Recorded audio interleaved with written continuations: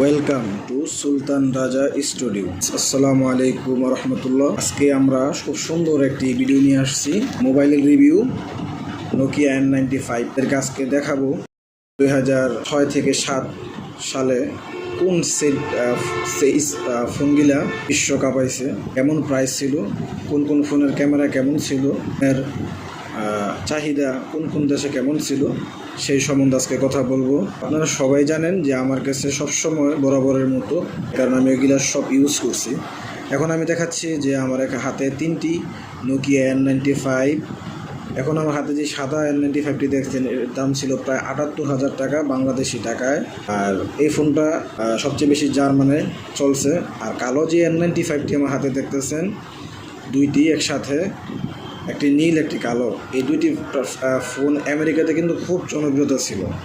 এবং আমি দেখাবো সোনি এরিকসন যে ফোন, আসলে এই ফোনটির দাম প্রায় 1 লক্ষ টাকা ছিল বাংলাদেশি টাকা 2006 সালেই।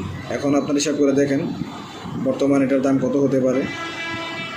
তো এখন আমি যে ফোনটি দেখাচ্ছি নোকিয়া N95, এটার ব্যাক ক্যামেরাটা কিন্তু খুব অসাধারণ। ওই সময় কিন্তু খুব ক্যামেরার মতো ছবি উঠতো। প্রত্যেকটি ফোন আমার কাছে এখনও খুব ভালো আছে। এটা N95। এখন আরেকটা যেটা দেখাচ্ছি, এটাও নোকিয়া N95। আমি আগেই বললাম এই ফোনটি জার্মানে খুব ভালো মার্কেট প্রাইস ছিল, আমি খুব ভালোই ছিল। আর সোনি এরিকসন যে ফোনটি দেখছেন, এটি আমেরিকাতে কিন্তু খুব জনপ্রিয়তা ছিল। এই ফোনটির ফ্ল্যাশ লাইট এবং একটি LED লাইট ছিল পিছনে।